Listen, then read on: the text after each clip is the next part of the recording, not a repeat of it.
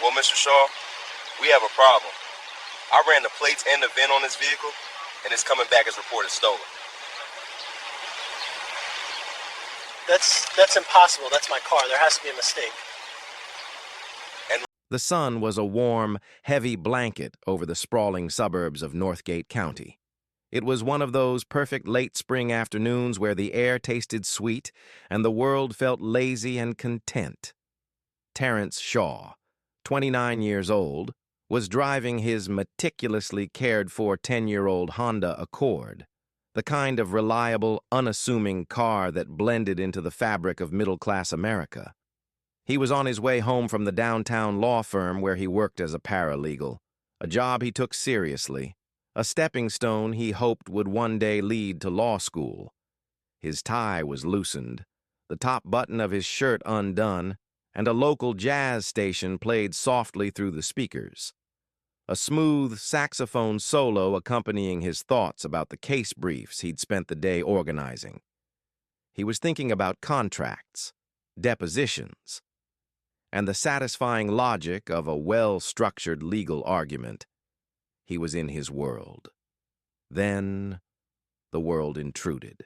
The sudden, jarring flash of red and blue lights filled his rearview mirror, a violent splash of color against the serene backdrop of the afternoon.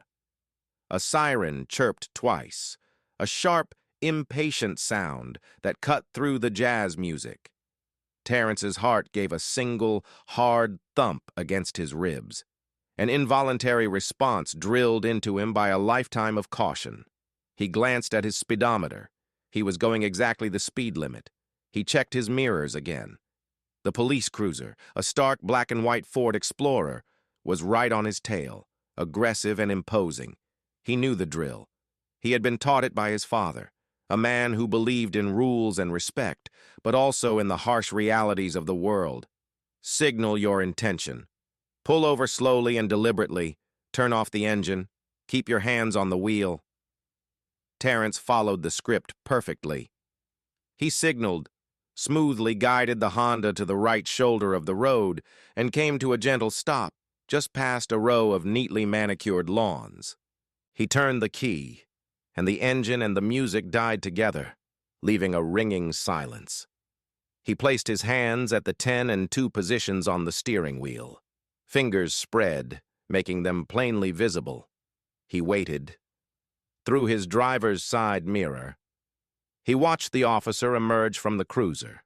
The man was young, probably not much older than Terrence himself, with a short, military-style haircut and the kind of mirrored sunglasses that turned his eyes into blank.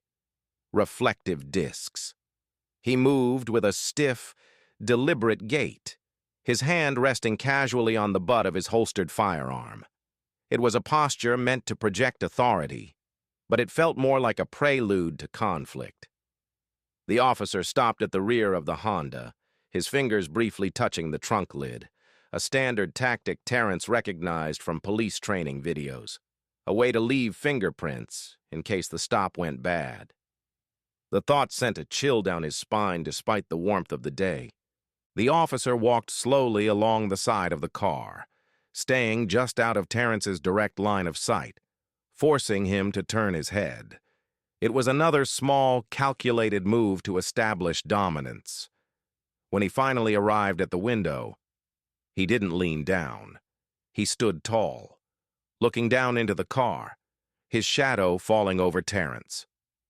"Keep your hands where I can see them," the officer said. His voice was flat, devoid of any courtesy. "They're on the wheel, officer," Terrence replied, his own voice steady, calm. He had practiced this tone, the tone of non-confrontational compliance. The officer finally bent slightly at the waist, bringing his face into view. He was clean-shaven, with a strong jaw that was clenched tight. The nameplate on his uniform read, "Dean." "Do you know why I pulled you over?" Officer Dean asked. It was the classic opening line. "I'm not sure." "No," Terrence said honestly. "I was driving the speed limit." "Your rear passenger side taillight is cracked," Dean stated. "It's emitting a white light. That's a violation of the vehicle code." Terrence's mind flashed back to the previous weekend when a stray shopping cart had rolled into his car at the grocery store. He had made a mental note to get it fixed, but hadn't gotten around to it yet. It was a minor fixable issue, a warning-level offense, a simple, forgettable interaction. But something in Officer Dean's posture, in the hard set of his jaw, told Terrence this was not going to be simple. "I see," Terrence said. "I wasn't aware it was emitting white light. I apologize. I'll get that taken care of immediately." He offered a solution, a sign of cooperation. He hoped it would be enough. It wasn't. Officer Dean's gaze swept over the interior of the car, lingering on the leather briefcase on the passenger seat, the dry-cleaned suit jacket hanging in the back. His eyes, hidden behind the sunglasses, seemed to be taking inventory, making calculations. "License, registration, and proof of insurance," he commanded, his tone unchanged. "Of course, officer," Terrence said, his voice a carefully controlled narrative of his actions. "My wallet is in my back right pocket. I'm going to reach for it now with my right hand. My registration and insurance are in the glove compartment. I will get those for you next." He moved with a deliberate slowness that felt unnatural, each motion telegraphed. He retrieved his wallet, removed his driver's license, and held it out the window. He did the same with the documents from the glove compartment. His hands were steady, but inside, a cold knot of dread was beginning to form in his stomach. This felt wrong. This wasn't a traffic stop about a broken light. This was a hunt, and Officer Dean was just getting started. Officer Dean took the documents from Terrence's outstretched hand, but he didn't look at them, not really. His eyes remained fixed on Terrence, the mirrored lenses reflecting a distorted image of a young man sitting calmly in his car. The silence stretched, thick and uncomfortable. It was a tactic, another one from the playbook. Let the silence work on the suspect. Let them get nervous. Let them start talking, filling the void with information they shouldn't volunteer. But Terrence knew the playbook too. He had read it, studied it. He remained silent, his hands returning to the 10 and 2 positions on the wheel. His gaze directed straight ahead through the windshield. Finally, Dean glanced down at the driver's license. Terrence Shaw. He read aloud, mispronouncing the first name slightly, a small but deliberate show of disrespect. He then looked at the registration. He looked back at Terrence, then at the car, then back at Terrence again. "Is this your vehicle, Mr. Shaw?" Dean asked. The question was routine, but the tone was laced with a thick, syrupy skepticism. "Yes, it is," Terrence replied. "The registration you're holding confirms that. It's registered in my name at the address listed on my license." He kept his answers factual, direct, and devoid of emotion. He was a paralegal. He dealt in facts. "It's a well-maintained car for its age," Dean commented, his gaze once again sweeping the immaculate interior. "Where are you coming from?" The question was a subtle shift. It was no longer about the traffic violation. It was an investigation into Terrence himself. "I'm coming from my job," Terrence said simply.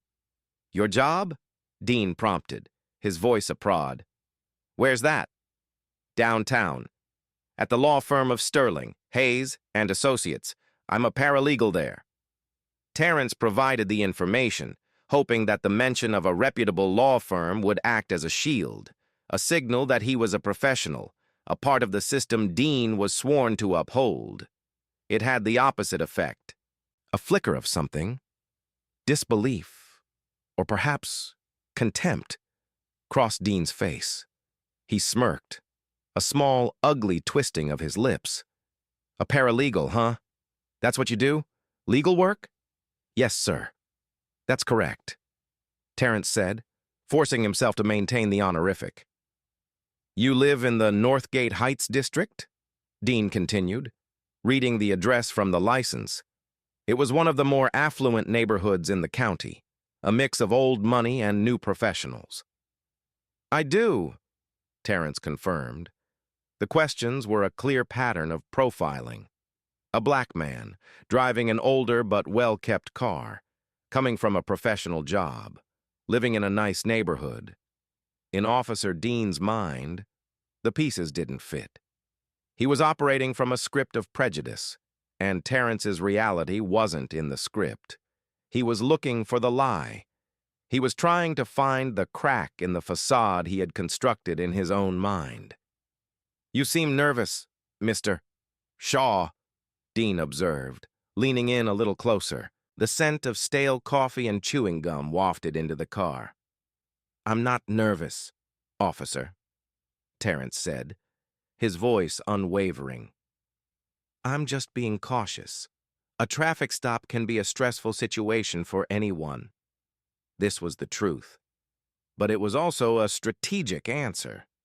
It acknowledged the power dynamic without ceding any ground. The calm, articulate responses seemed to irritate Dean more than any argument could have. He was used to one of two reactions: fearful, stammering compliance, or loud, angry defiance. This quiet, unshakable composure was something different. It was a wall he couldn't seem to break through, and it was making him angry. His ego, the fragile thing that powered his authority, was being challenged not by aggression, but by intelligence. "Are you carrying any weapons in the vehicle?" Dean snapped, his voice suddenly sharp. "Any illegal narcotics? Large amounts of cash?" The questions were a shotgun blast of accusations. "No, officer. I have nothing of that nature in my possession or in my vehicle," Terrence stated clearly. "You wouldn't mind if I took a look around then, would you?"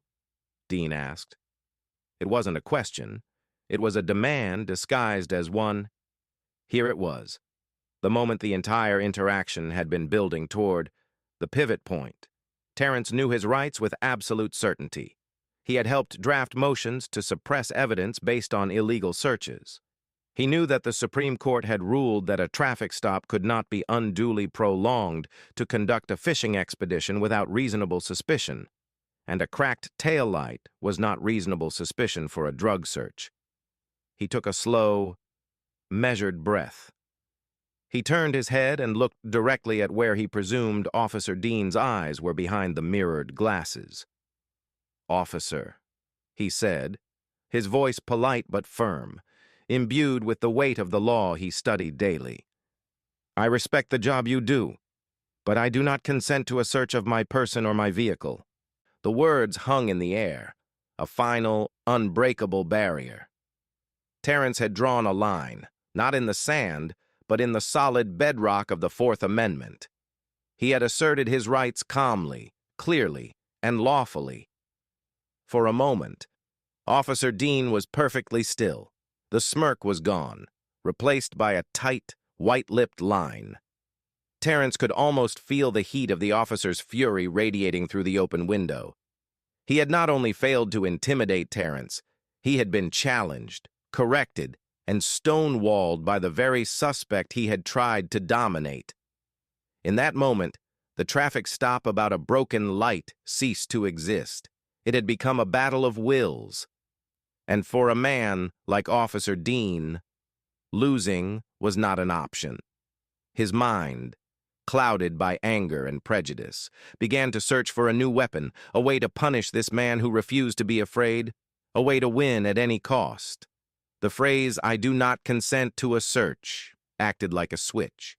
It flipped Officer Dean from a state of controlled aggression to one of open hostility. The thin veneer of procedural conduct dissolved, revealing the raw ego beneath.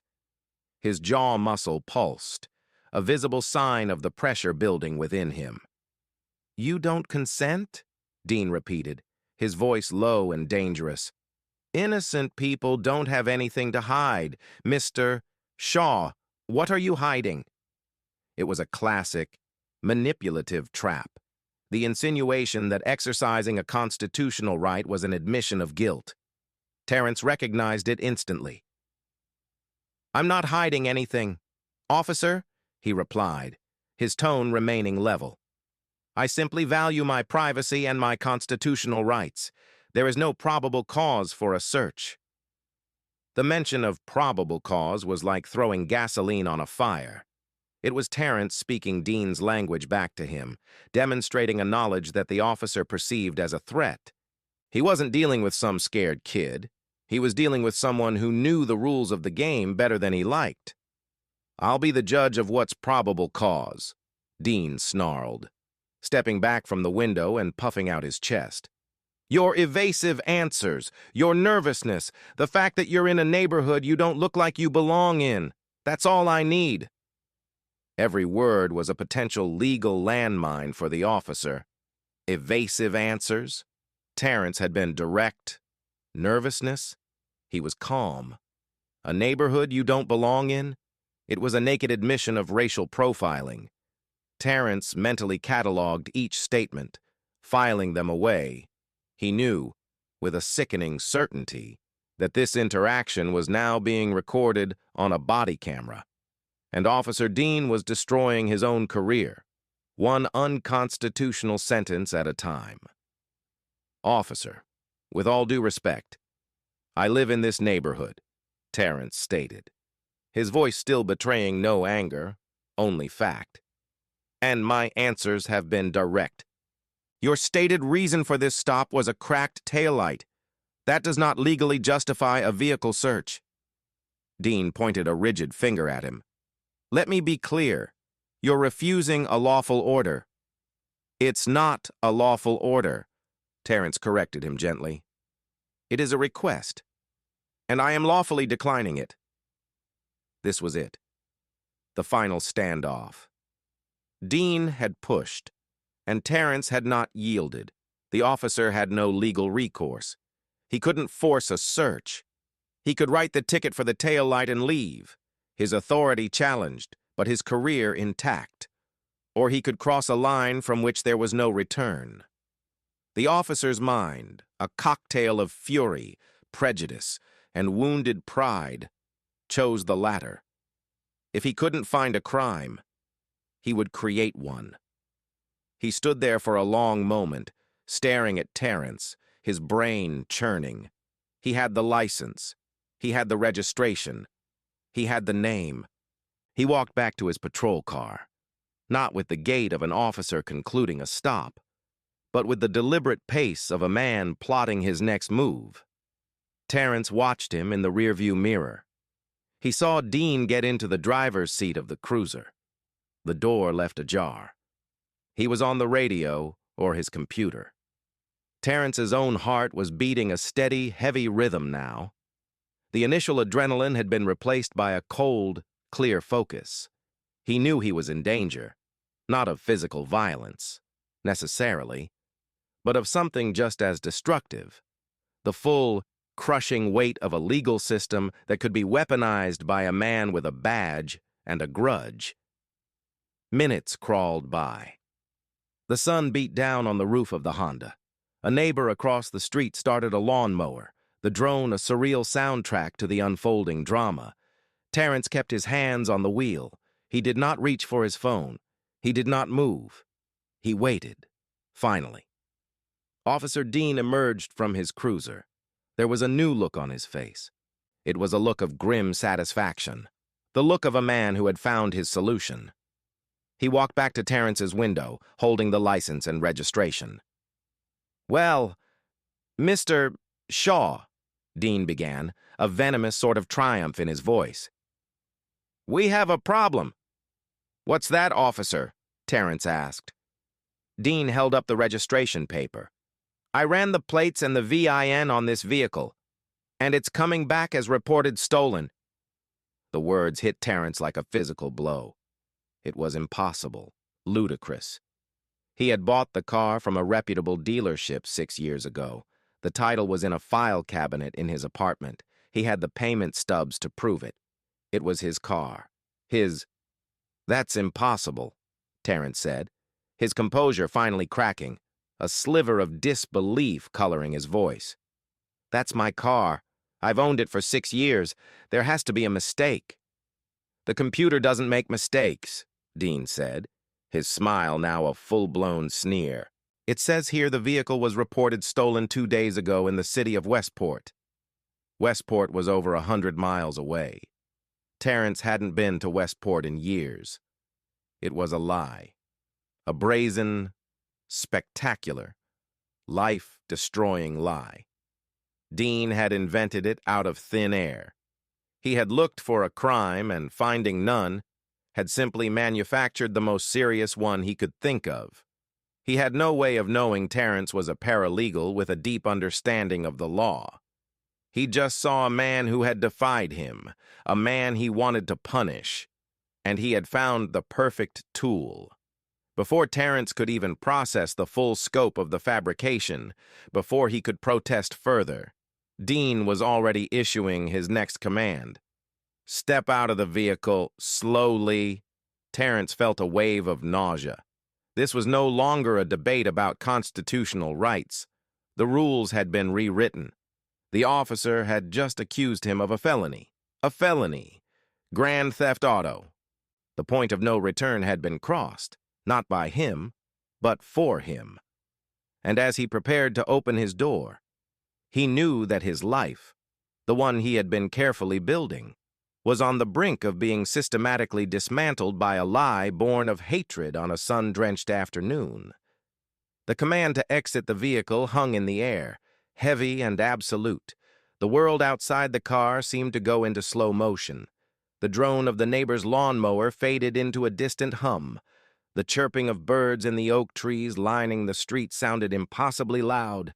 Terrence's mind was racing, trying to catch up to the catastrophic turn of events. Reported stolen, Westport, grand theft auto. The words were absurd, a fiction, yet they carried the force of a battering ram. "Officer, I can assure you there is a serious mistake," Terrence said, his voice strained but still trying to cling to reason. "I have the title for this vehicle at my home. I have the bill of sale.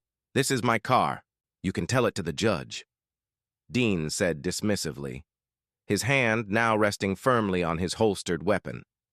"I said, step out of the car, now, hands where I can see them." The threat was no longer veiled. It was raw and immediate.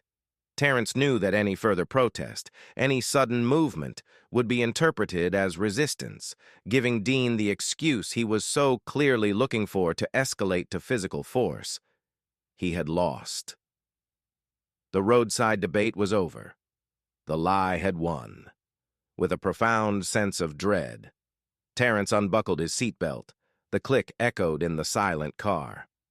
"I am exiting the vehicle," he stated clearly, directing his voice toward the officer's chest, where he knew the body camera was mounted.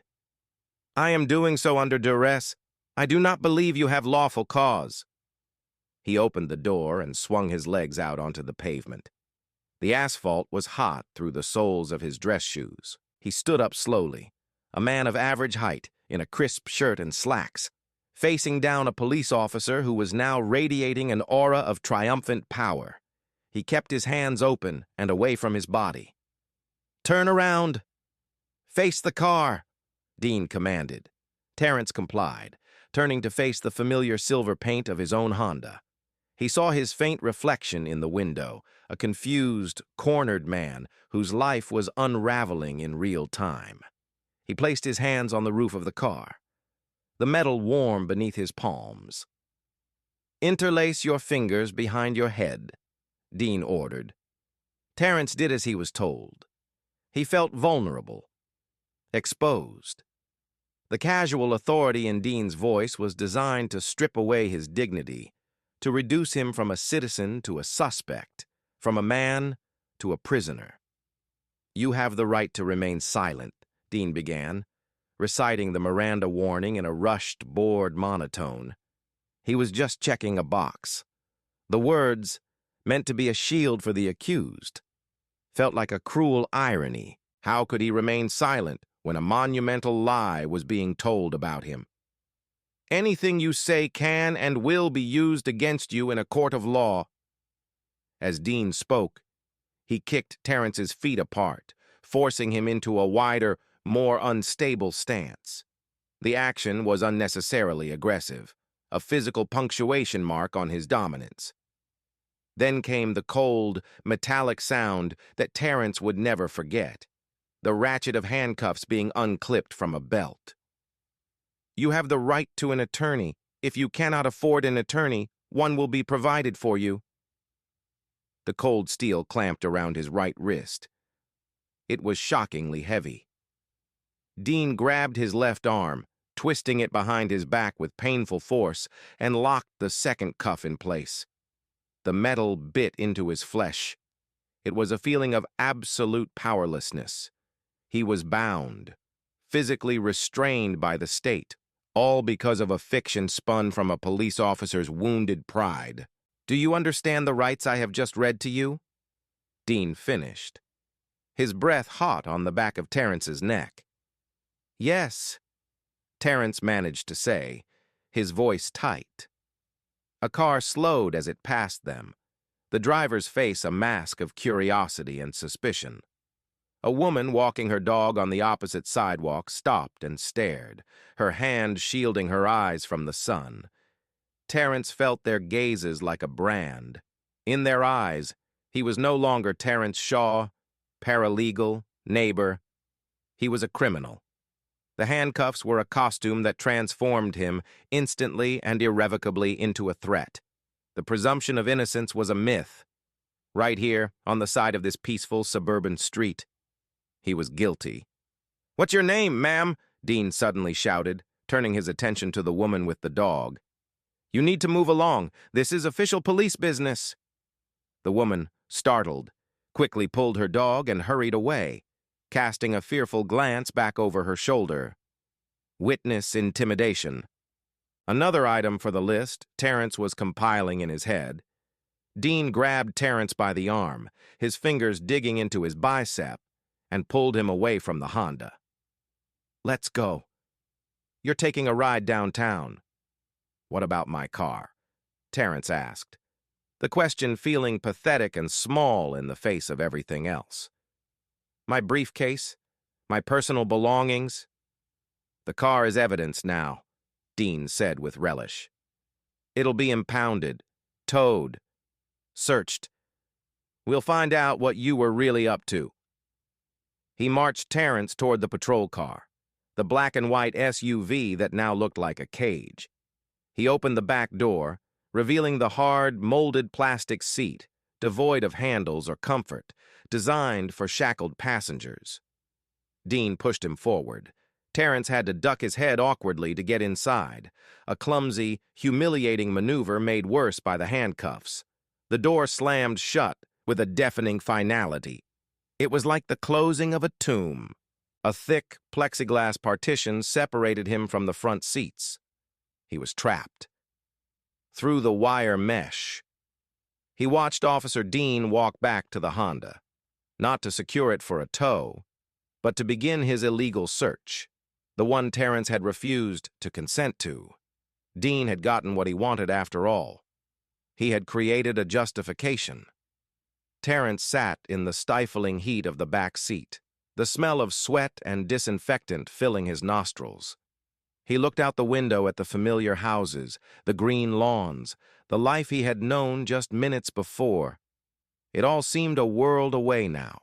He wasn't just being arrested, he was being erased.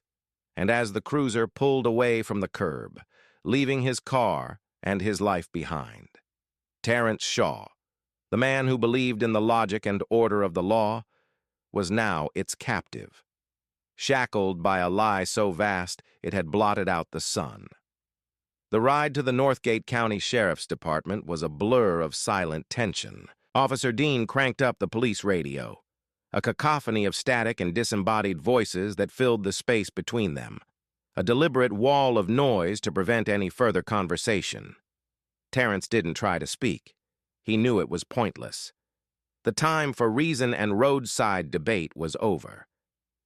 He focused on controlling his breathing, on staying calm, on observing.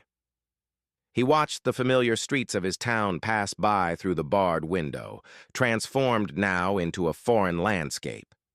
He was no longer a participant in this world. He was cargo being transported through it.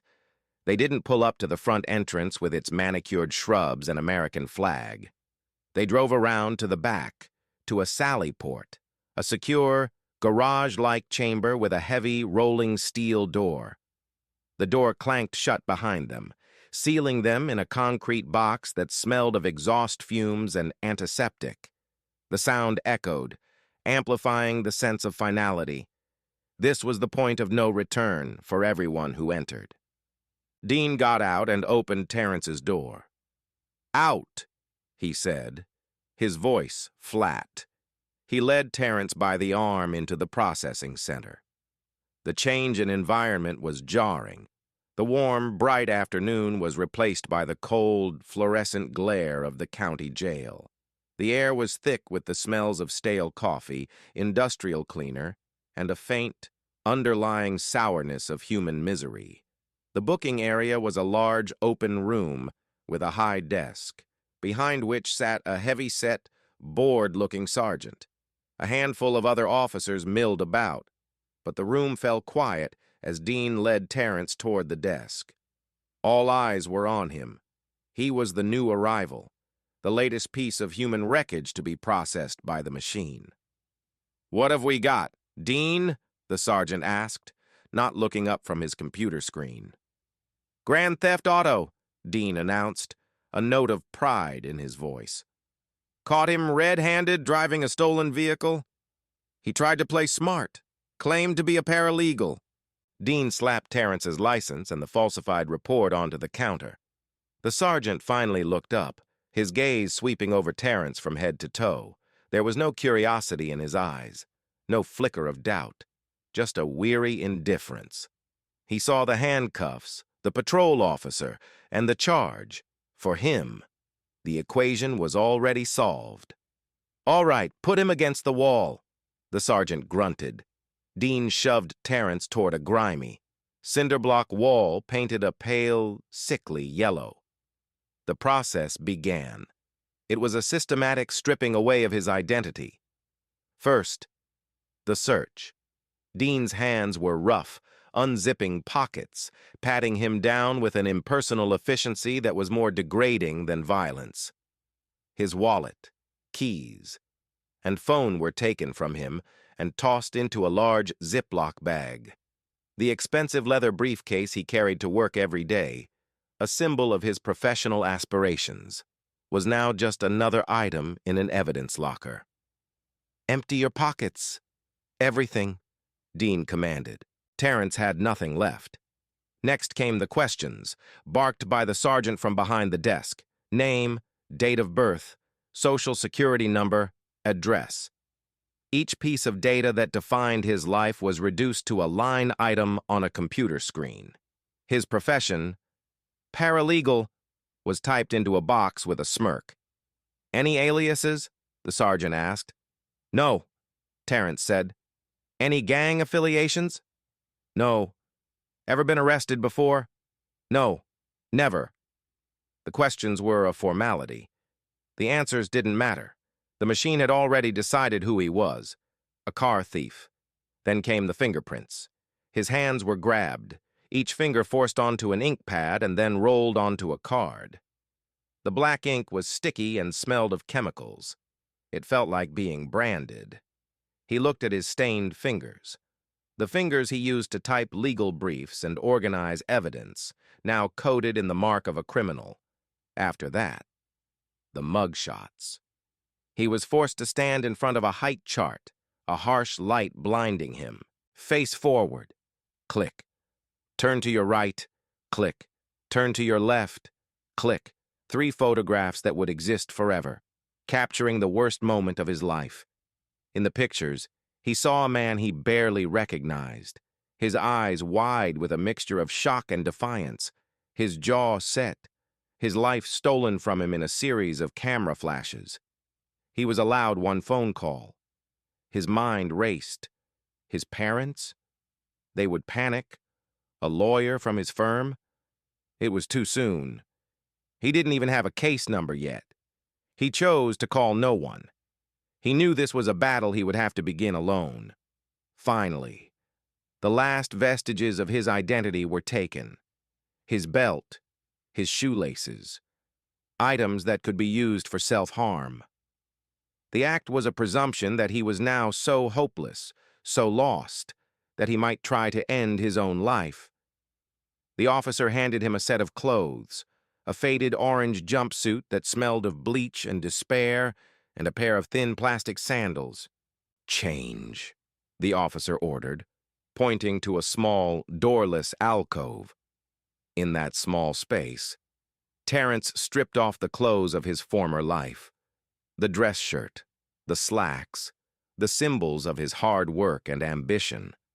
As he pulled on the rough, scratchy fabric of the jumpsuit, a profound sense of dehumanization washed over him. He was no longer Terrence Shaw. He was inmate number 734. He was a number, a charge, a body to be held in a cell. Officer Dean's lie had been fed into the system, and the machine, vast and impersonal, had accepted it as truth. It was now processing that lie with terrifying efficiency, grinding his identity, his reputation, and his future into dust. As a guard led him down a long, echoing corridor toward a holding cell, Terrence understood the terrifying reality. The system didn't care about the truth. It only cared about the paperwork. And his paperwork said he was a felon. The holding cell was a concrete and steel box, a study in brutal minimalism. A metal slab with a thin, stained mattress served as a bed. A toilet and sink combination was bolted to the other wall. The air was cold and carried the faint, lingering smell of unwashed bodies and regret. The heavy door slammed shut, and the sound of the lock engaging was a note of absolute finality. Terrence was alone with the throbbing reality of his situation. He spent the next 18 hours in that cell. The fluorescent lights overhead never turned off, humming with a constant, maddening buzz that made sleep impossible. The concept of time dissolved into a monotonous cycle of noise and silence. He could hear the distant shouts of other inmates, the clanging of metal doors, the dispassionate voices of guards over a PA system. He sat on the edge of the metal slab, his mind a whirlwind. He replayed the traffic stop again and again, dissecting every word, every action. He tried to find the moment he could have changed the outcome, but there wasn't one. He had done everything right, and that, he realized, was the most terrifying part. His adherence to the law had been irrelevant. The next morning, a guard rattled a baton across the bars of his cell. "Shaw, you've got a visitor. Public defender." Terrence was let out, his plastic sandals slapping against the concrete floor. He was taken to a small, claustrophobic room divided by a thick sheet of smudged plexiglass. On the other side sat a man in a rumpled suit who looked like he hadn't slept in a week. He had a weary, defeated slump to his shoulders and dark circles under his eyes. He introduced himself as Mr. Cole, his court-appointed attorney. "All right, Mr. Shaw," Cole began, flipping through a thin file without making eye contact. "I've read the preliminary report from the arresting officer, Officer Dean." He sighed, a long, tired exhalation. "It doesn't look good. Grand theft auto is a serious felony. The officer states the vehicle was reported stolen, and you were in possession of it. It's pretty open and shut." Terrence stared at him, incredulous. "That report is a complete fabrication," he said, his voice low and intense. "The car is not stolen. It's mine. I have owned it for 6 years. Officer Dean invented that charge after I refused to consent to a search of my vehicle during a stop for a cracked taillight." Cole finally looked up, his eyes holding a profound, soul-crushing cynicism. "Look, son," he said, his voice gentle but dismissive. "I've been doing this for 15 years. I hear stories every day. Everyone has a reason. Everyone says the cop is lying. The judge has heard it all before. But I have proof, Terrence insisted. The title is at my apartment. The bill of sale. I have 6 years of insurance and registration records. This is a lie. And how are you going to get those documents from a jail cell? Cole countered, leaning back in his chair. Even if you do, it's your word against a decorated police officer. Who do you think a jury is going to believe? The words were a bucket of ice water. The public defender, the one person who was supposed to be his advocate, his shield, had already convicted him. He was part of the same machine as the guards and the booking sergeant, just another cog designed to process cases as quickly as possible. Now, I've had a preliminary chat with the prosecutor's office, Cole continued, leaning forward again, his voice dropping to a conspiratorial tone. Given that this is your first offense, they're willing to offer a deal. They'll drop the grand theft auto charge down to a misdemeanor, unauthorized use of a vehicle. You plead guilty. You'll get time served, a year of probation, and a fine. It's a good deal. You walk out of here today, and this whole nightmare is over. Terrence felt the room spin. Plead guilty. He wanted him to stand in a court of law and admit to a crime he did not commit. He wanted him to accept a criminal record, a permanent stain on his life, just to make the paperwork go away. If I plead guilty to something I didn't do, Terrence said slowly, what happens to my job? To my future? I want to go to law school. A criminal conviction, even a misdemeanor, would destroy that. A felony conviction for car theft will destroy it a lot more. Cole shot back, his patience wearing thin. Law school is a pipe dream now. You need to be realistic. This is about damage control. You go to trial with this. You're risking 5 to 7 years in state prison. Are you willing to gamble 5 years of your life on the chance that a jury will believe you over a cop? I'm telling you, they won't. This is your best option. Take the deal. The cynicism was staggering. Cole wasn't fighting for justice. He was negotiating a managed defeat. He was a tour guide for the guilty plea pipeline, designed to keep the courts from getting clogged and the conviction rates high. He saw Terrence not as an innocent man to be defended, but as a case file to be closed. Terrence looked at the defeated man on the other side of the glass. He saw his own future reflected in those tired eyes, a future of compromise, of accepting injustice just to get by. And in that moment, something inside him hardened. A cold, defiant anger replaced the shock and despair. No, Terrence said, the word sharp and clear. Cole blinked. No. What do you mean, no? I mean no, Terrence repeated, his voice gaining strength. I will not plead guilty to a crime I did not commit. I will not accept a deal. I will not validate that officer's lie with my surrender.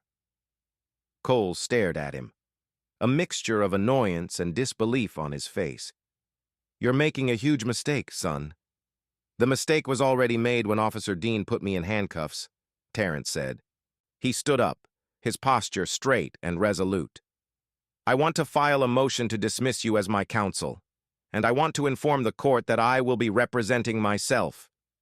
The public defender's jaw dropped. You're going to what? Proceed? Are you insane? You'll be eaten alive. Perhaps, Terrence said, a fire he didn't know he possessed now burning in his eyes. But I would rather be devoured fighting for the truth than walk out of here a free man with a liar's brand on my soul. This conversation is over. He turned and knocked on the door for the guard, leaving the stunned public defender sitting alone. As he walked back to his cell, the fear and uncertainty were still there, but they were now overshadowed by a powerful new feeling, purpose. The system had failed him. His advocate had abandoned him. If he was going to get justice, he would have to seize it for himself. The decision to represent himself, made in a moment of defiant clarity, felt terrifyingly real as Terrence was led back to the general population block of the county jail. The judge at his arraignment, a stern woman named Judge Albright, had looked at him over her spectacles with undisguised skepticism. "Mr. Shaw, I must advise you in the strongest possible terms against this course of action." She had warned. "You are facing a serious felony charge. The prosecutor is a skilled and experienced attorney. You are placing yourself at a severe disadvantage." "I understand the risks, Your Honor," Terrence had replied, his voice steady despite the pounding of his heart. "But I cannot in good conscience allow another person to speak for a truth that I alone have lived." Reluctantly, the judge had granted his request. The result was that he was now an inmate with a unique privilege, 2 hours a day in the jail's law library. The library was a generous term. It was a small, windowless room with 2 metal tables, a handful of plastic chairs, and shelves lined with outdated legal textbooks. The spines were cracked, the pages yellowed, but it also had 2 computer terminals, slow and ancient, that provided access to a limited version of a legal research database. To Terrence, this bleak little room became a sanctuary and a war room. For the first few days, the task felt insurmountable. He was a paralegal, not a lawyer. He knew legal terminology and procedure, but he had never orchestrated a criminal defense. He was David, and the state of Northgate County was a Goliath armed with unlimited resources, investigators, and experienced prosecutors. The sheer volume of what he needed to learn was crushing.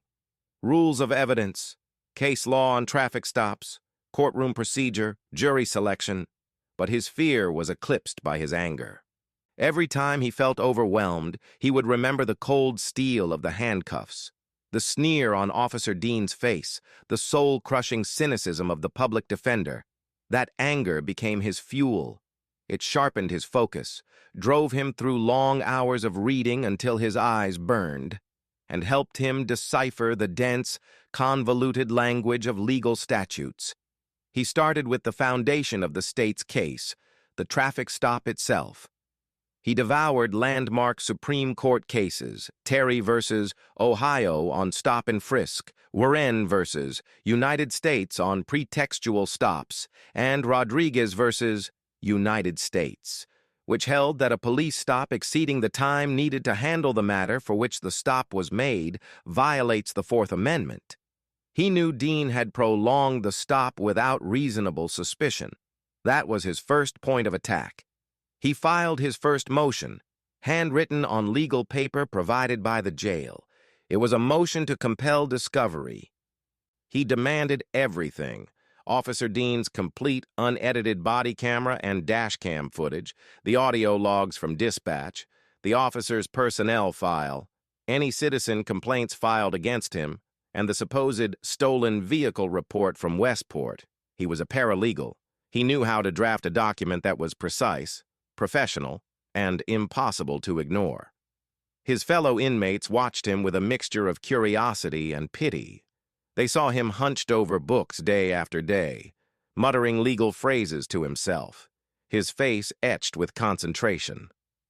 They were used to a system of quick pleas and resigned defeat. This man, this paralegal, was trying to fight the machine from the inside, using its own rule book. A week later, he was brought before Judge Albright for a motions hearing. The prosecutor, a sharp, confident woman in her 30s named Ada Richards, argued against releasing Dean's personnel file, calling it a fishing expedition. "Your Honor," Terrence said, standing at the defendant's podium in his ill-fitting orange jumpsuit. It was the first time he would speak in court on his own behalf. His voice was stronger than he expected. "This is not a fishing expedition. The defense's theory of the case is that this was a pretextual stop and that the subsequent felony charge was fabricated by the arresting officer in retaliation for my refusal to consent to a search. Officer Dean's history of conduct, particularly any complaints regarding profiling or dishonesty, is therefore not only relevant but central to my defense. It speaks directly to his credibility, motive, and intent." He saw a flicker of surprise in Judge Albright's eyes. He hadn't just made a request, he had provided a clear, legally sound justification. A D.A. Richards looked momentarily flustered. The judge leaned forward. "Mr. Shaw, your argument is well formed. A D.A. Richards, I am inclined to agree. The officer's credibility is now a central issue. I am ordering the state to turn over the full, unredacted body camera footage, dispatch logs, and the stolen vehicle report within 48 hours. I will review the personnel file in camera and determine which, if any, parts are relevant and discoverable." It was a small victory, but it felt monumental. He had stood his ground against a prosecutor and won. He had used the law as a weapon, and it had worked. Walking back to his cell block, he felt a surge of hope for the first time since the arrest. The next day, a guard delivered a large manila envelope to his cell. Inside was a DVD and a stack of papers, the discovery package. He felt his hands tremble as he held the disc. On that small piece of plastic was the objective truth of what had happened on that sun-drenched afternoon. It held the evidence of Officer Dean's lies, and with any luck, the key to his own freedom. The law library was no longer just a room with old books. It had become his battlefield, and he had just won the first skirmish. The war for his life was just beginning. Terrence's next appearance before Judge Albright was for a pre-trial hearing on his second, far more ambitious motion, a motion to suppress evidence and dismiss charges. This was the legal equivalent of a knockout punch. If he could prove that the entire stop and arrest were illegal from the outset, the case against him would evaporate. The courtroom was sparsely populated, attended only by a few other defendants awaiting their turn and a handful of court staff. A D.A. Richards sat at the prosecution's table, looking far more prepared this time. A thick binder open before her. Terrence, once again in his orange jumpsuit, stood at the podium, his own meticulously organized notes laid out. He felt a nervous energy, but it was the energy of a fighter stepping into the ring, not a victim. "Mr. Shaw, you may proceed," Judge Albright said, her tone professional but with a newfound note of attention. "Thank you, Your Honor," Terrence began, his voice clear and resonant in the quiet room. "The defense moves to suppress all evidence gathered as a result of the unlawful traffic stop on May 17th and to dismiss the subsequent charge of grand theft auto on the grounds that it is the fruit of a poisonous tree, stemming directly from multiple violations of my Fourth Amendment rights." He had their attention. He laid out his argument with the precision he had learned as a paralegal. First, he attacked the duration of the stop. "Your Honor, the state's own discovery provides the timeline. The body camera footage, which I have reviewed, shows that Officer Dean initiated the stop at 2:14 p.m. for a cracked taillight. He had my license and registration by 2:17 p.m. A routine check of these documents should take no more than 5 to 7 minutes. However, Officer Dean did not return to his vehicle to run my information until 2:25 p.m. The intervening 8 minutes were spent not on the traffic violation, but on an unrelated, accusatory interrogation about my employment, my residence, and the contents of my vehicle. A classic fishing expedition. He cited Rodriguez versus United States perfectly. The Supreme Court has been clear. A traffic stop's mission is to address the traffic violation.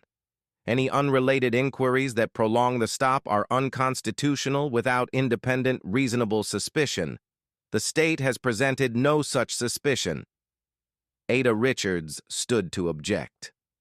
"Your Honor, the officer was simply conducting a routine investigation to ensure his safety and ascertain the situation." "Overruled," Judge Albright said, her eyes fixed on Terrence. "Let him finish."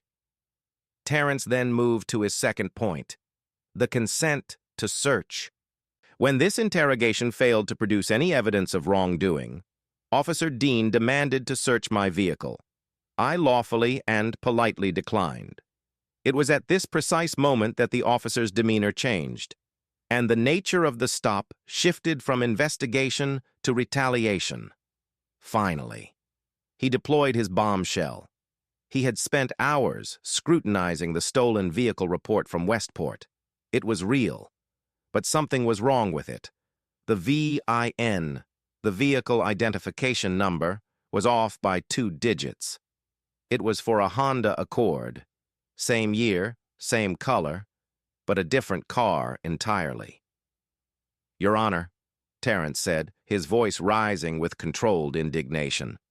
"The entire basis for my arrest, the felony charge of grand theft auto, is predicated on a stolen vehicle report that does not match my vehicle.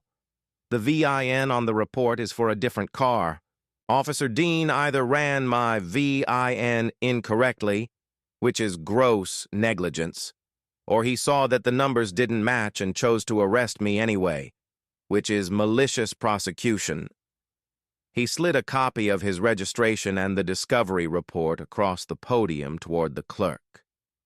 "The documents speak for themselves. The VINs do not match. There was no probable cause for my arrest because my car was never reported stolen. The charge is a fiction." The courtroom was silent. A D.A. Richards was frantically flipping through her own copy of the report, her face paling slightly.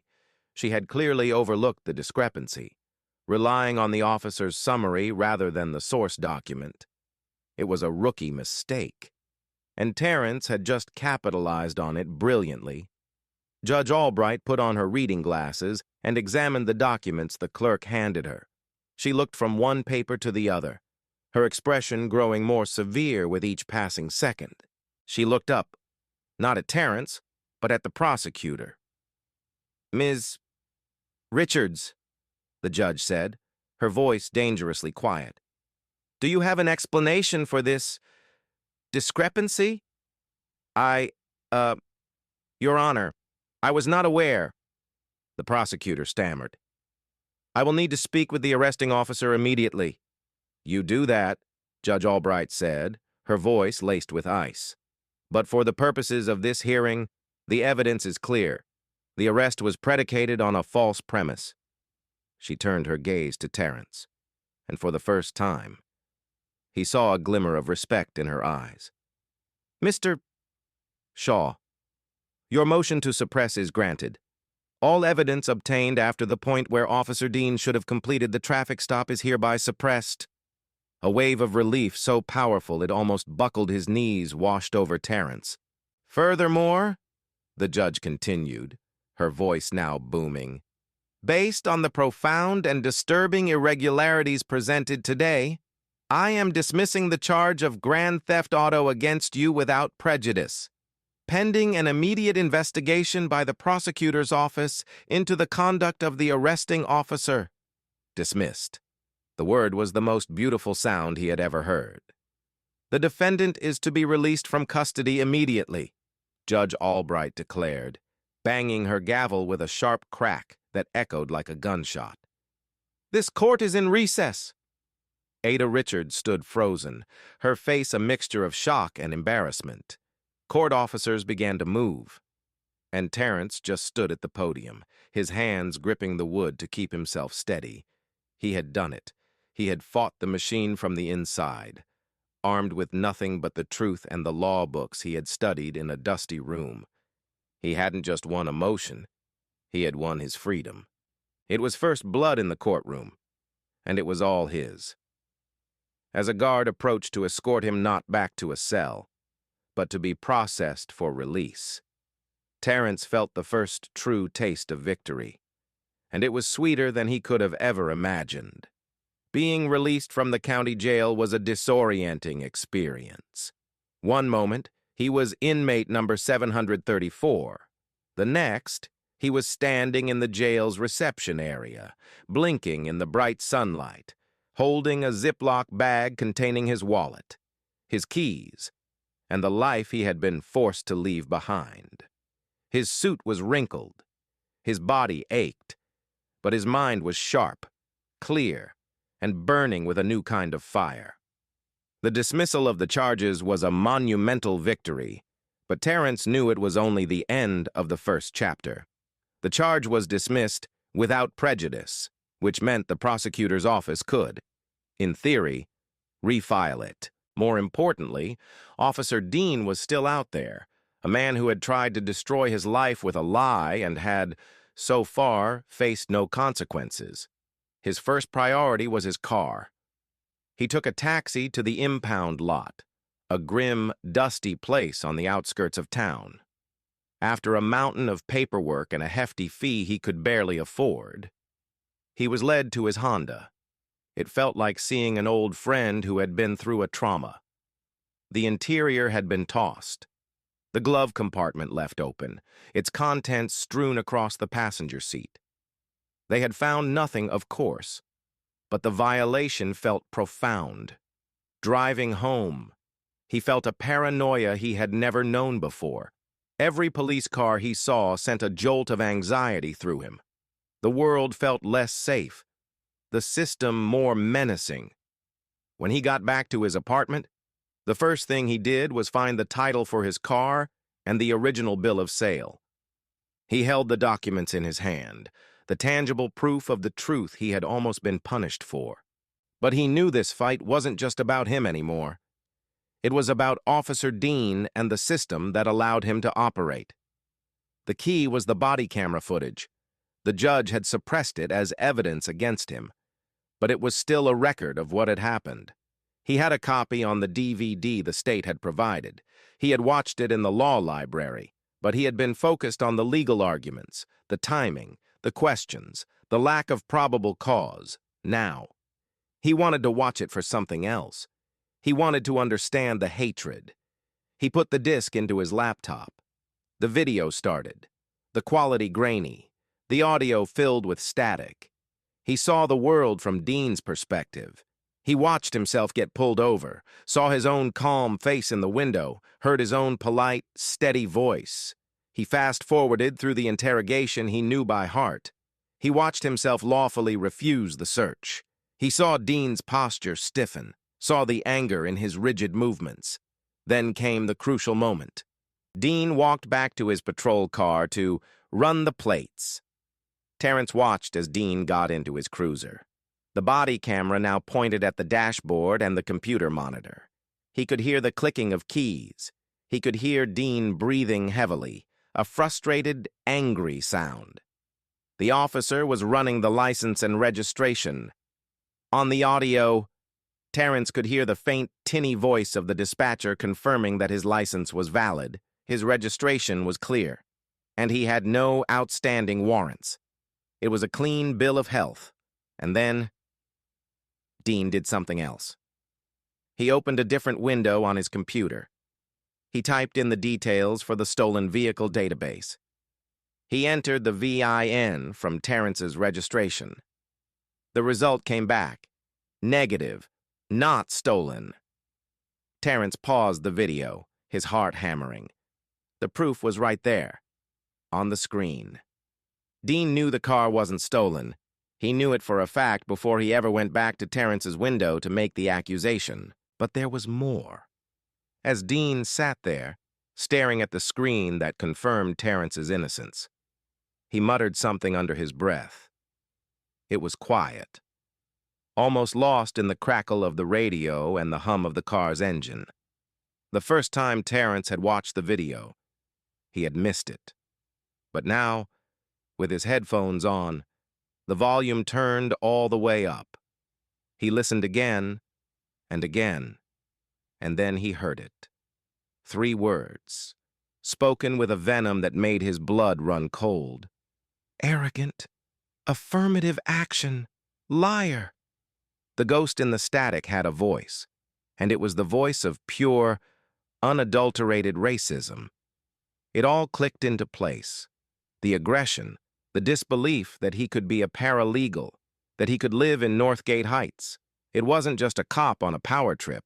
It was a man whose entire worldview was so poisoned by prejudice that he couldn't accept the reality in front of him. In Dean's mind, a successful black man like Terrence couldn't exist legitimately. His success had to be a sham. His car had to be stolen. His composure had to be the arrogance of a criminal, not the confidence of an innocent man. The lie about the stolen car wasn't just a tool for retaliation. It was a way for Dean to make the world fit his bigoted narrative. Terrence sat back, a cold sweat on his brow. This changed everything. This wasn't just a case of an officer bending the rules. This was a hate crime. The video was no longer just a tool for his defense. It was a weapon for justice. He had the irrefutable, undeniable proof of Dean's malicious intent, recorded by the officer's own camera. He copied the audio file, isolating the 3 damning words. He saved the clip of Dean looking at the negative stolen vehicle report. He knew what he had to do. The prosecutor's office had launched an investigation. Terrence was about to hand them the results on a silver platter. He wasn't just going to clear his name. He was going to make sure that Officer Dean could never do this to anyone else ever again. He was going to take the ghost that haunted that recording and drag it out into the light for the entire world to see, even with the charges dismissed. The battle was far from over. A D.A. Richards, embarrassed by the events in the courtroom, had been forced by Judge Albright's public rebuke to take the investigation into Officer Dean's conduct seriously. But an internal investigation was one thing, public accountability was another.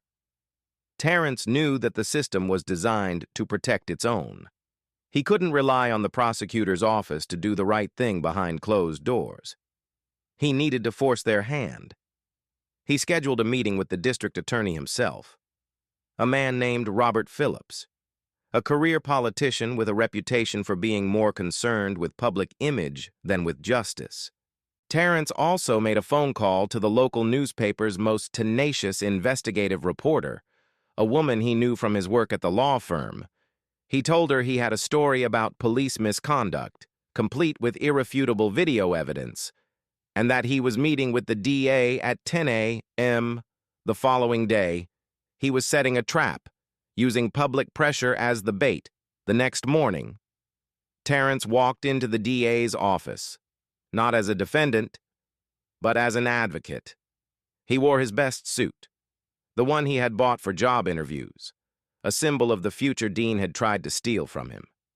He carried his leather briefcase, not filled with case files for his boss, but with the evidence for his own case. D.A. Phillips and A.D.A. Richards were waiting for him in a large, wood-paneled conference room. They looked uncomfortable, their expressions a mixture of professional courtesy and wary defensiveness. "Mr. Shaw, thank you for coming in," Phillips began, his voice smooth and practiced. "I want to personally apologize for the errors that led to your unfortunate arrest. I assure you we are taking this matter very seriously." "I appreciate that, Mr. Phillips," Terrence said calmly, setting his laptop on the polished table. "But what I experienced wasn't an error.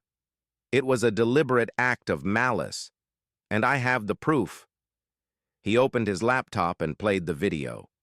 He showed them the clip of Officer Dean seeing the negative "not stolen" result on his computer screen. He then showed them the officer proceeding to arrest him for driving a stolen car anyway. Phillips' face hardened. Richard stared at the screen, her professional composure finally crumbling. "And then there's this," Terrence said, his voice dropping. He played the audio clip, the 3 words amplified in the silent room. "Arrogant, affirmative action, liar." The raw, undisguised bigotry of the slur sucked the air out of the room. D.A. Phillips's political smile vanished, replaced by a look of genuine shock and alarm. This wasn't just a bad arrest anymore. This was a civil rights nightmare, a political bombshell. This recording makes it clear that the felony charge was not just false, but motivated by racial animus, Terrence stated, his voice like cold steel. Officer Dean didn't just break the rules. He committed perjury in his sworn report, and he violated my civil rights under color of law. That's a federal offense. Phillips held up a hand. Mr. Shaw, this is deeply disturbing. We will take immediate action. Immediate action isn't enough, Terrence countered. I don't want Officer Dean suspended. I want him fired. I want him criminally charged with perjury and official oppression. And I want him decertified, so he can never be a police officer in this state again. He slid a prepared document across the table. It was a formal criminal complaint. And I'm prepared to take this video to the Department of Justice and the local media if your office doesn't pursue this with the full force of the law. It was a checkmate. Terrence had them cornered. Just then, the DA's secretary buzzed in. Sir, there's a reporter from the Herald here asking about a police misconduct case. Phillips shot a furious look at Terrence, who met his gaze without flinching. The DA knew he had been outmaneuvered. The story broke the next day. A front-page exposé with the headline, Veteran Officer Accused of Faking Felony and Racially Motivated Arrest, Video Evidence Emerges. It was a firestorm. The body camera footage, obtained by the reporter, was played on the nightly news. The community was in an uproar. Officer Dean was immediately suspended without pay. The trial, when it finally happened months later, was a local spectacle. But it wasn't Terrence who was on trial anymore. It was Officer Dean. The DA's office, under immense public pressure, had charged him. Terrence was the state's star witness. He took the stand, not in an orange jumpsuit, but in his sharp suit. He wasn't the amateur anymore. He was the victim, the expert, the man who had beaten the system. He narrated the events of that afternoon with unshakable clarity. When the prosecutor played the body camera footage for the jury, the courtroom was spellbound. They saw the calm paralegal and the aggressive cop. They heard the lies. They heard the slur. It was undeniable.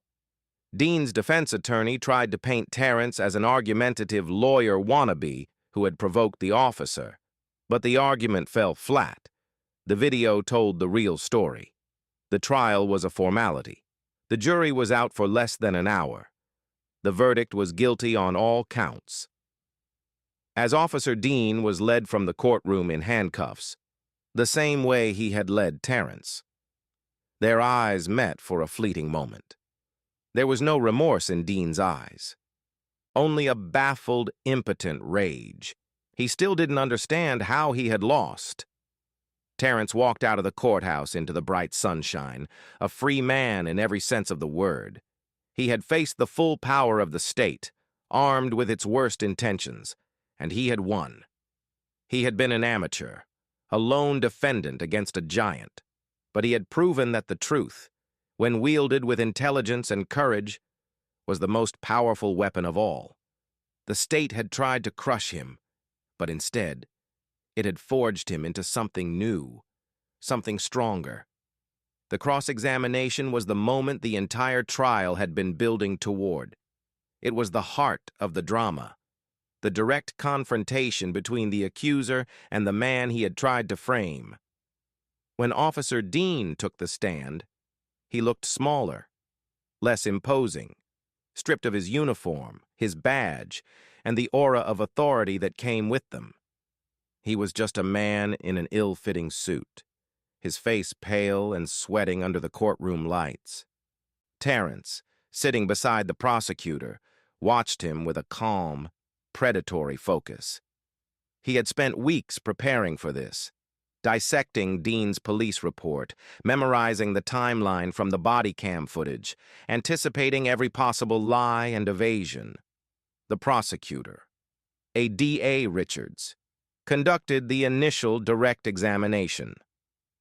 She walked Dean through the events of the traffic stop, and he presented his version of the story, a carefully constructed fiction. He claimed Terrence was belligerent and uncooperative. He stated that a computer glitch must have been responsible for the VIN discrepancy. He testified under oath that he had acted in good faith based on the information he believed to be true at the time. He was a smooth, practiced liar. Then, it was time for the cross-examination. In a rare move, Ada Richards, recognizing the unique power of this moment, allowed Terrence, who was not an attorney but was the victim and had prepared the core of the case, to sit with her and guide the questions. He would pass her notes, whispering key phrases, orchestrating the attack. This was his battle, and she was providing him with the legal voice to fight it.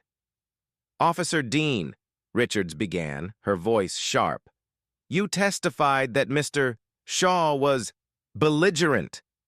Could you please point to a moment in the body camera footage where he raised his voice or used profane language?" "It was his tone," Dean said evasively. "He was condescending, an anti-authority attitude." Richards, following Terrence's scribbled note, pressed on. "His tone, or was it the content of his words? Was it the fact that he knew his rights and stated them clearly? Is that what you perceive as belligerence in a citizen? Officer Dean?" "Objection," Dean's lawyer called out. "Argumentative." "Sustained," the judge said. "Rephrase, Ms. Richards." Richards moved on, circling her prey. "Let's talk about the stolen vehicle report. You testified that you believed the car was stolen. Is that correct?" "Yes, that's correct," Dean said, sitting up straighter. "Then let's play a section of the video for the jury," Richards announced. She nodded to the clerk. The video played on the large screens in the courtroom. It was the footage from inside Dean's cruiser. The jury saw him type. They saw the result from the dispatcher. License clear, registration clear, no warrants. Then they saw the screen from the stolen vehicle database. The words "negative, not stolen" were clear and undeniable. The video was paused. The courtroom was dead silent. "Officer Dean," Richards said, her voice dripping with scorn. "That screen says negative, not stolen. You saw that result with your own eyes, did you not?" Dean squirmed in his seat. I may have misread it. It can be confusing." "Confusing?" Richards repeated, incredulous. "Are the words 'not stolen' confusing to you? You, a 10-year veteran of the force?" The lie was beginning to unravel. The jury was leaning forward, their eyes fixed on Dean. Now came the final, killing blow. Terrence whispered to Richards, his voice low and intense. She nodded grimly. "Officer Dean, after you saw with your own eyes that the vehicle was not stolen, you went back to Mr. Shaw's window and arrested him for felony grand theft auto. You wrote in your sworn police report that the car came back as stolen. That was a lie, wasn't it?" "It was a mistake," Dean mumbled, his gaze falling to his hands.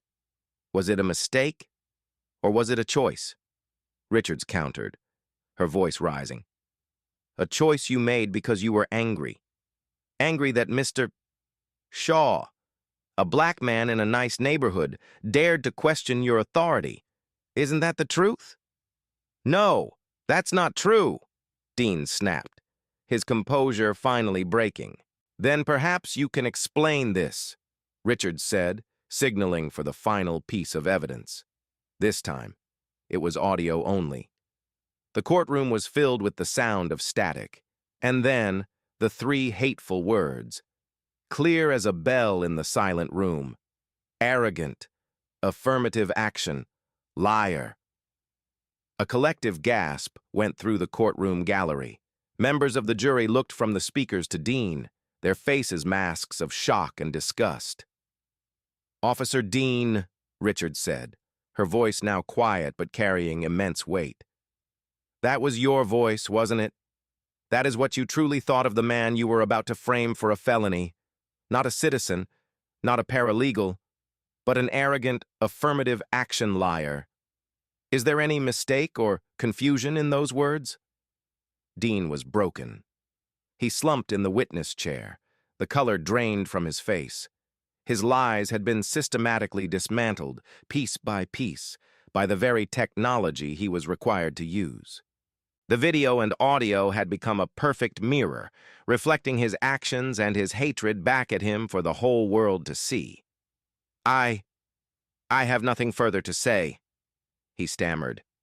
No, I don't imagine you do, Richards said, turning to walk back to her table. Terrence watched as the man who had held absolute power over him just a few months ago was reduced to a perjurer, a bigot exposed in open court. He had not just been defeated, he had been dissected.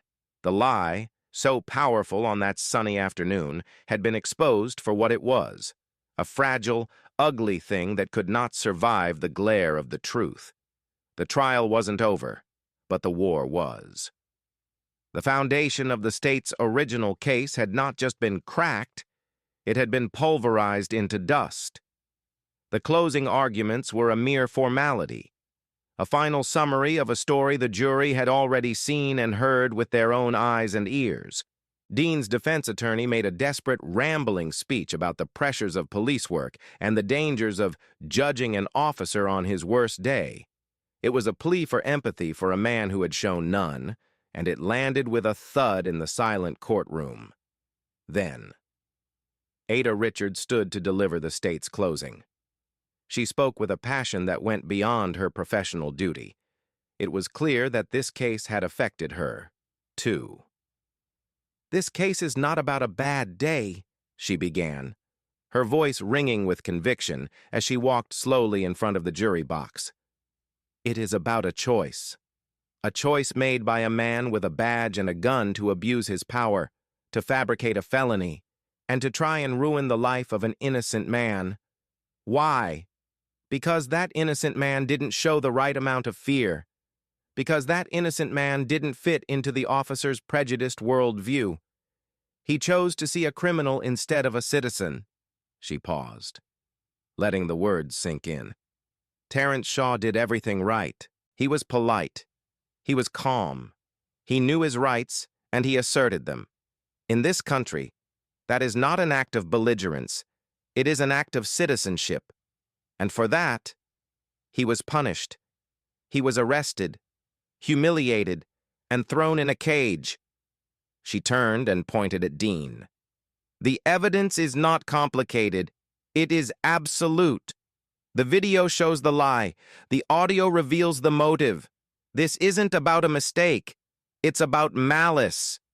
We, the people of this county, place an immense trust in our police officers. We give them a power that no ordinary citizen has. And when that trust is betrayed so profoundly, we must hold them accountable. Not just for Terrence Shaw, but for every one of us." She returned to her table and sat down. The judge then gave the jury their instructions, his voice a low monotone, and they filed out of the courtroom to begin their deliberations. An anxious quiet descended. Terrence sat at the prosecution table, his hands clasped tightly in front of him. Logically, he knew the outcome was certain. The evidence was overwhelming, but logic couldn't completely silence the knot of fear in his stomach. The fear born from his time in a cell. The fear of a system that had already failed him once, so catastrophically. What if there was one juror who sympathized with the cop? What if they saw something he didn't? The minutes stretched into an hour. The courtroom slowly emptied as people left to get coffee or stretch their legs. But Terrence remained, a statue of tense anticipation. Ada Richards gave him a reassuring nod, but he could see the tension in her shoulders, too.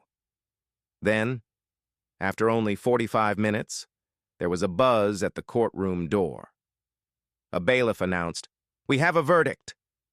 The speed of the decision was a good sign, but Terrence's heart still leaped into his throat. Everyone scrambled back to their seats. The jury filed back into the box, their faces unreadable, stone-like. They deliberately avoided making eye contact with anyone. Dean was brought back to the defense table, his face ashen. "Mr. Foreman, Has the jury reached a verdict? The judge asked. We have, Your Honor. The foreman, a middle-aged man with a neat mustache, replied.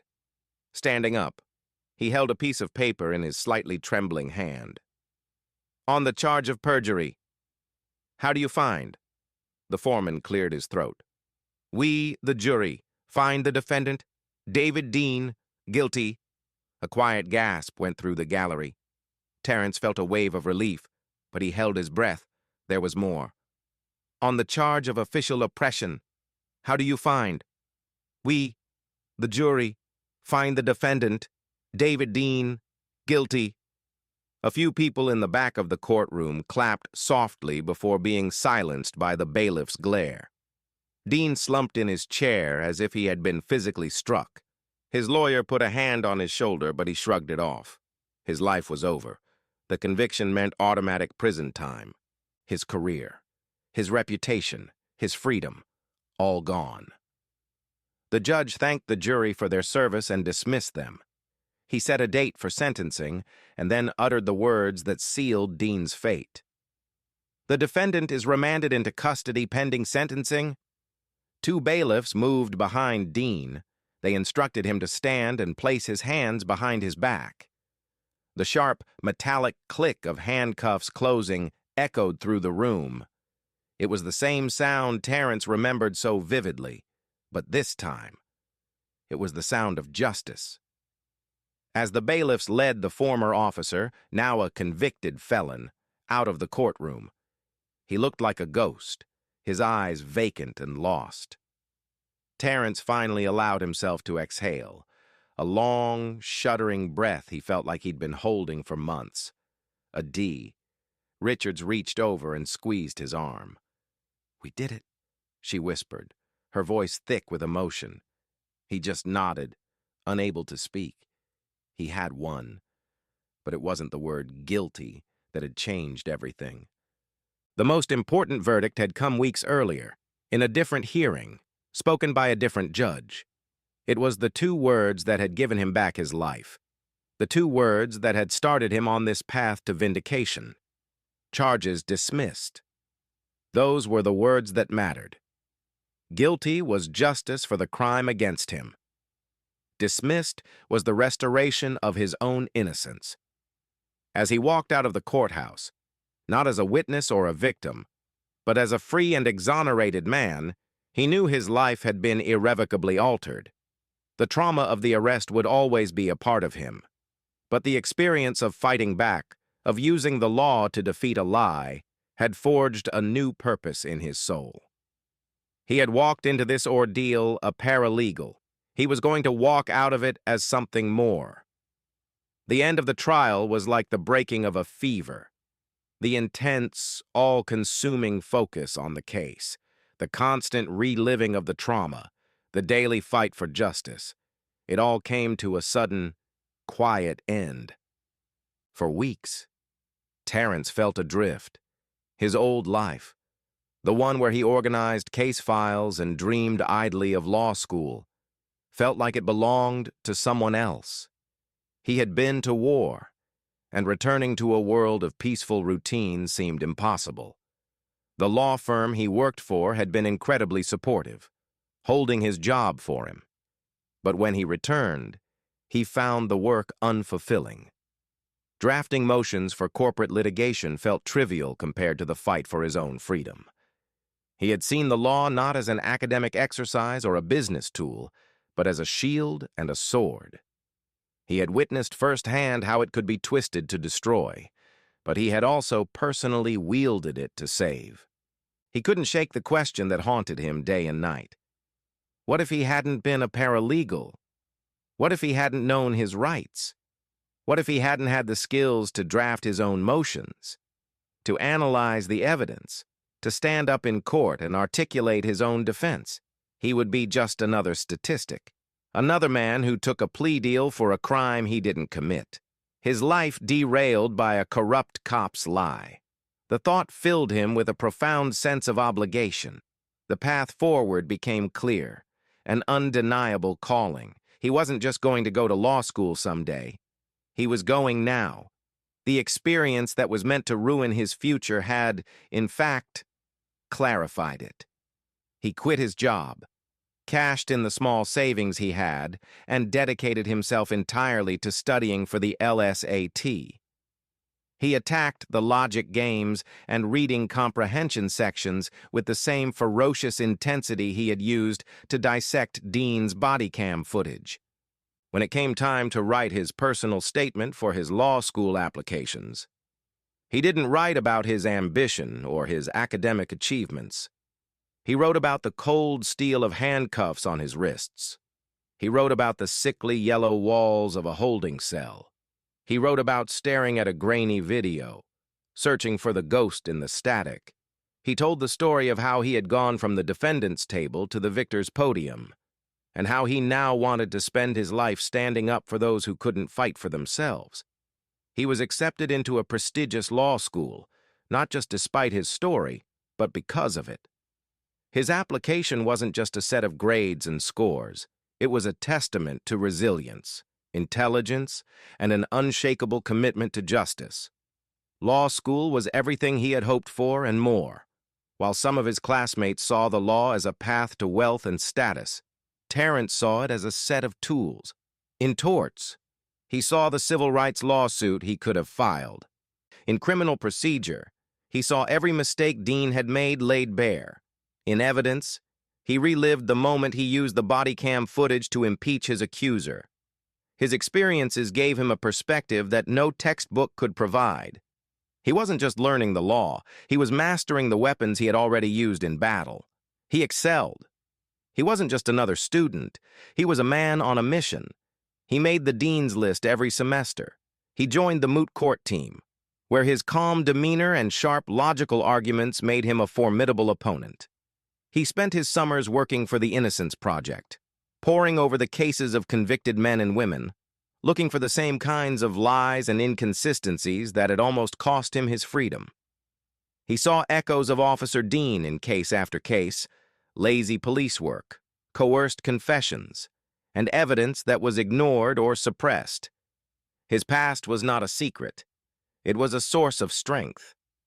Professors would often call on him to share his perspective, to ground the abstract legal theories in the harsh reality he had lived. He became something of a legend on campus, the man who had been his own lawyer and won.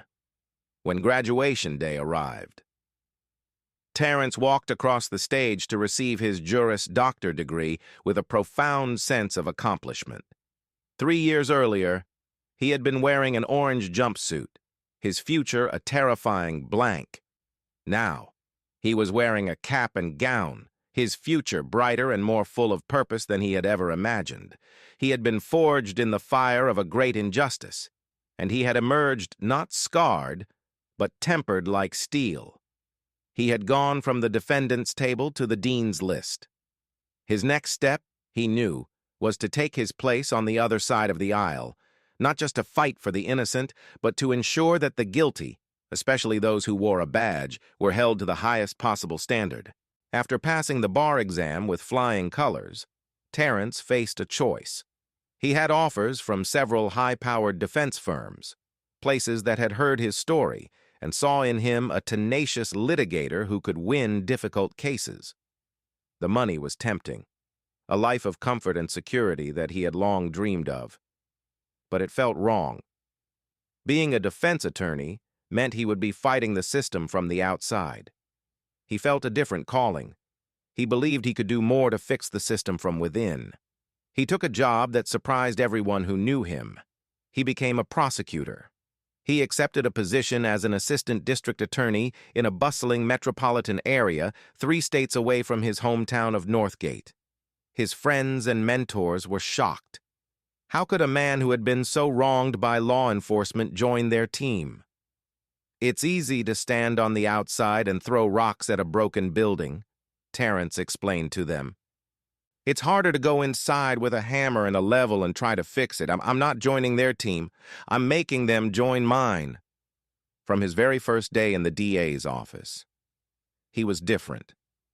While some of his colleagues saw their job as simply securing convictions, Terrence saw it as a duty to pursue justice. even if that meant not charging a case or dismissing one that had already been filed. He developed a reputation for being meticulous, demanding, and brutally fair. Police officers quickly learned that bringing a weak or questionable case to ADA Shaw was a mistake. He would tear it apart. He scrutinized every police report, watched every frame of body camera footage, and personally interviewed key witnesses. He was looking for the ghost in the static, the small inconsistencies that could reveal a larger lie. If he suspected a cop was fudging the details or had conducted an illegal search, he wouldn't just refuse the case. He would flag the officer for his superiors. His first major conflict came 6 months into the job. A veteran detective brought him what looked like an open and shut drug case. A young man was found with a significant amount of cocaine after a routine traffic stop. But Terrence saw the red flags. The detective's report was vague on the justification for the search. The body cam footage conveniently started only after the drugs were found. "Where's the rest of the video?" Terrence asked the detective in a case review meeting.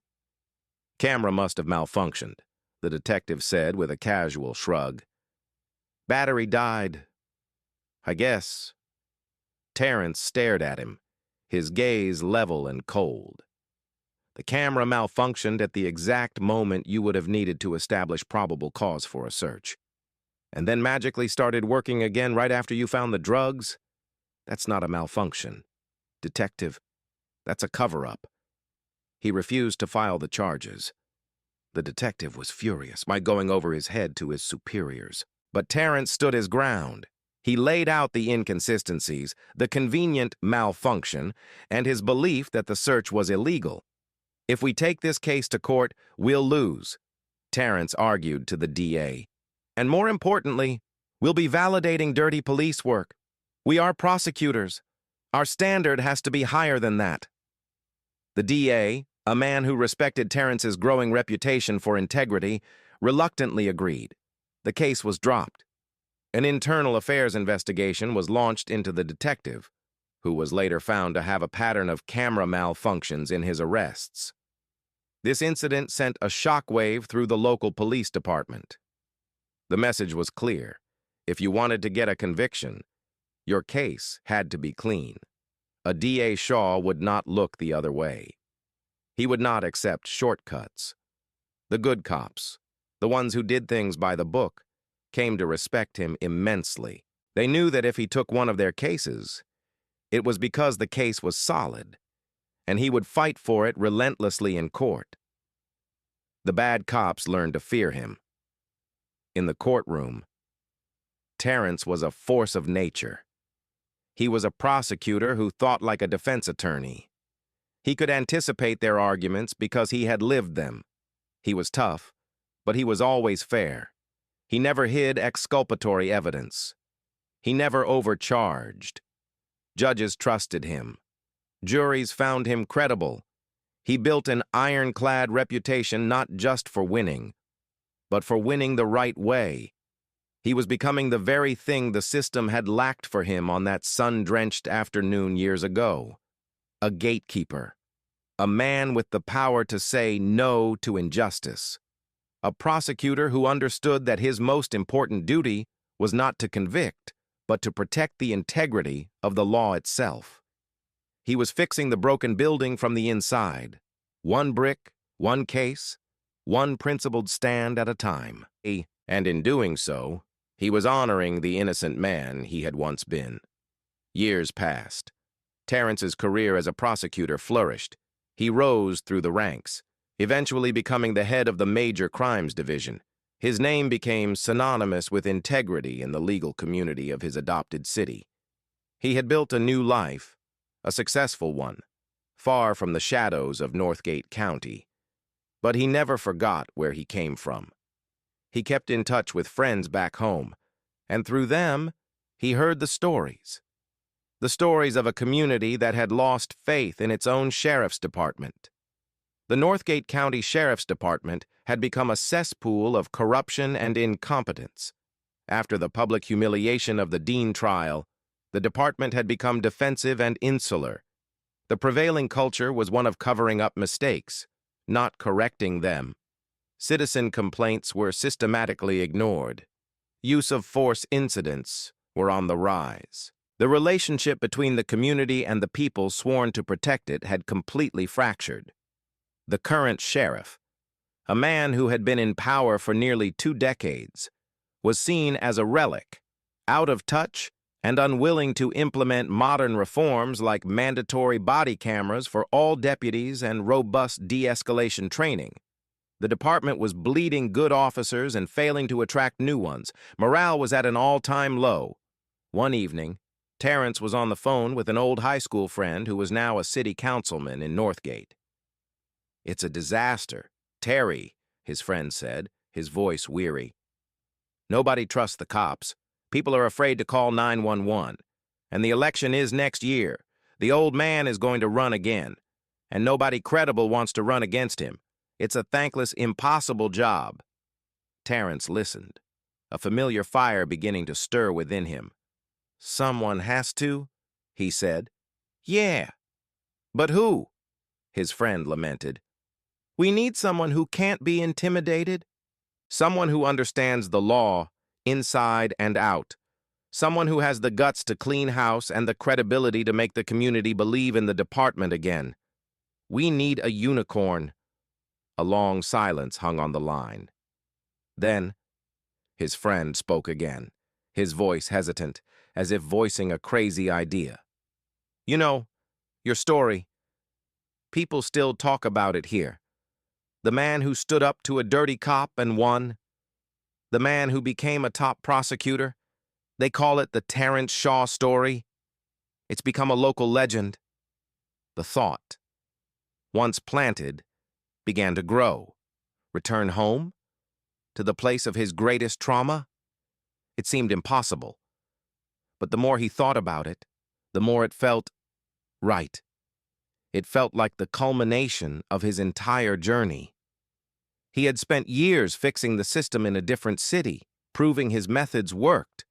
What if he could bring that knowledge, that hard-won experience, back to the one place that needed it most? What if he could transform the very department that had tried to destroy him? The idea was daunting, terrifying, but also electrifying. It was a chance to bring his story full circle. A month later, Terrence Shaw resigned from his position as a star prosecutor. He packed up his life and drove back to Northgate County. He didn't return quietly. He held a press conference on the steps of the old county courthouse, the same courthouse where he had once stood as a defendant. He stood before a crowd of reporters and community members, a man in his late 30s now, his face more mature, his eyes filled with a quiet, confident authority. The ghost of his past was standing right there with him, but it was no longer a source of pain. It was his greatest asset. "My name is Terrence Shaw," he began, his voice amplified by microphones, echoing across the courthouse square. "Many years ago, on a street not far from here, I was the victim of a crime. The crime wasn't theft. It was an abuse of power. I was arrested on a fabricated felony charge by an officer of the Northgate County Sheriff's Department. I was thrown in a jail cell in that building right behind me." He paused, letting the raw honesty of his words settle over the crowd. "I was lucky. I had the knowledge to fight for myself. But justice shouldn't depend on luck. It should be a guarantee. And I've come home because that guarantee has been broken in this county for far too long. I have spent the last decade as a prosecutor, holding criminals accountable and demanding the highest standards from law enforcement. I have seen what works. And I am here today to announce my candidacy for Sheriff of Northgate County. I am not running against a man. I am running against a culture of corruption, secrecy, and incompetence. I am running to restore integrity, to rebuild trust, and to ensure that what happened to me never happens to another citizen of this county again." The announcement was an earthquake. The local legend had returned, not as a victim seeking revenge, but as a leader offering redemption. His campaign wasn't about politics. It was a movement. The ghost of his past was no longer a haunting memory. It had become the hope for Northgate's future. The impossible job had found its unicorn. The campaign for sheriff was unlike any Northgate County had ever seen. It was a brutal, hard-fought race. The incumbent sheriff and his deeply entrenched political machine threw everything they had at Terrence.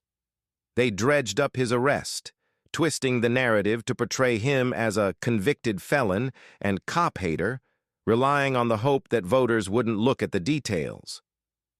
They ran attack ads questioning his experience, calling him an outsider, despite the fact that he had grown up there. But their attacks backfired. Every time they mentioned his arrest, it only reminded people of the corruption he was fighting against. Terrence didn't run from his past. He embraced it.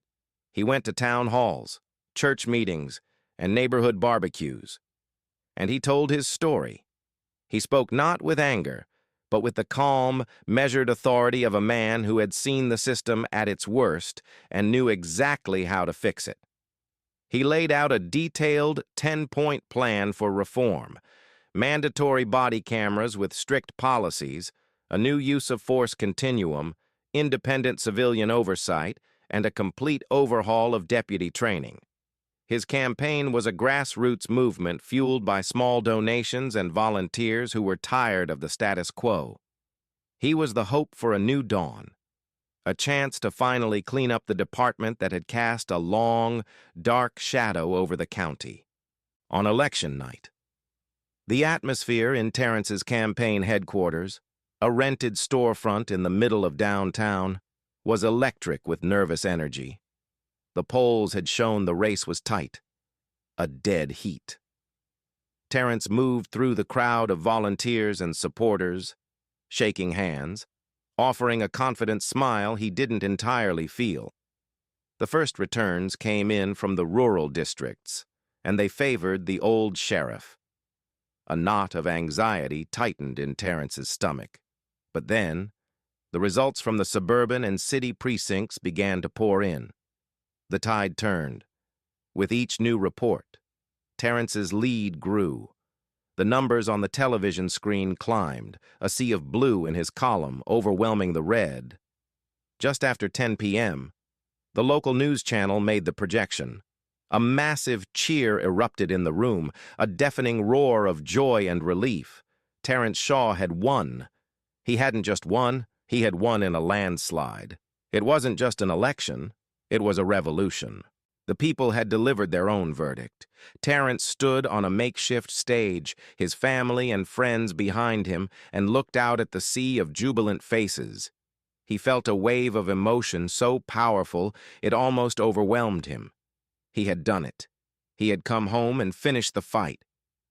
"They say you can't fight City Hall," he said, his voice thick with emotion. "But tonight, you did. Tonight, you voted not for a man, but for an idea. The idea that no one is above the law. The idea that integrity matters.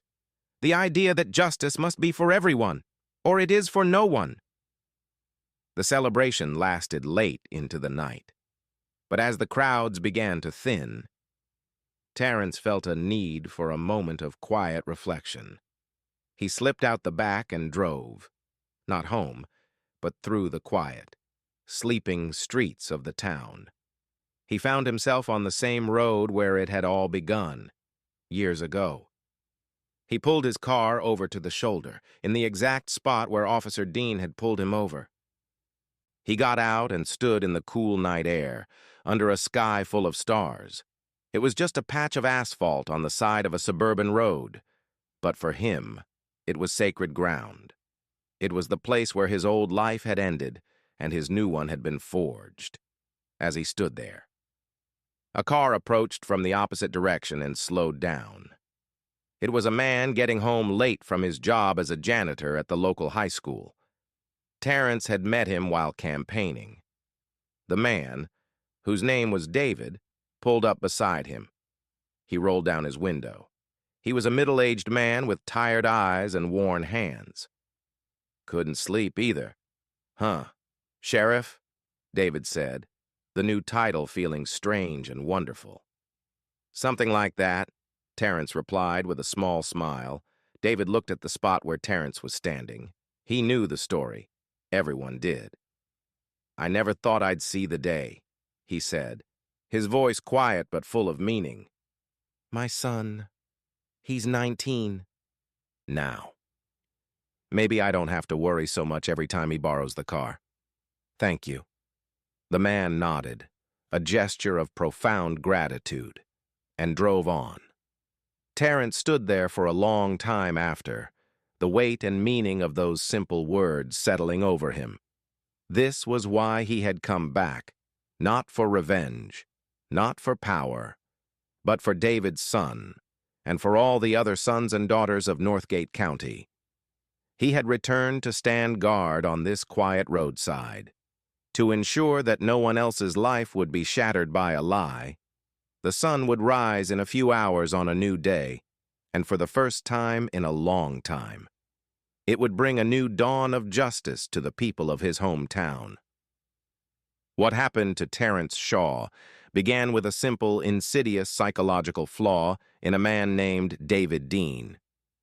Dean's worldview was built on a fragile foundation of prejudice and ego.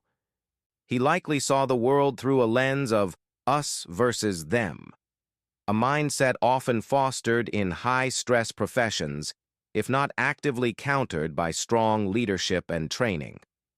When confronted with Terrence, a black man who was calm, intelligent, and successful, Dean's reality was challenged.